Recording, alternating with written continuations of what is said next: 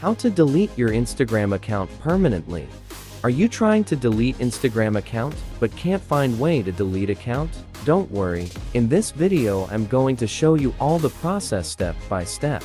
Step 1. Come to your profile page and click on 3 lines at the corner of your screen. Step 2. To click on Account Center option. Step 3. Click on Personal Details option. Step 4. Choose Account, Ownership, and Control. Step 5. Select Deactivation or Deletion option. Step 6. Choose the account which you want to delete. Step 7.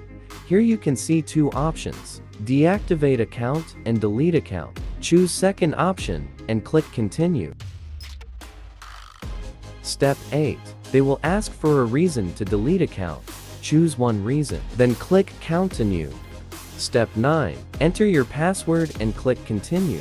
Step 10. There you can see the confirmation message. Click on Delete Account option.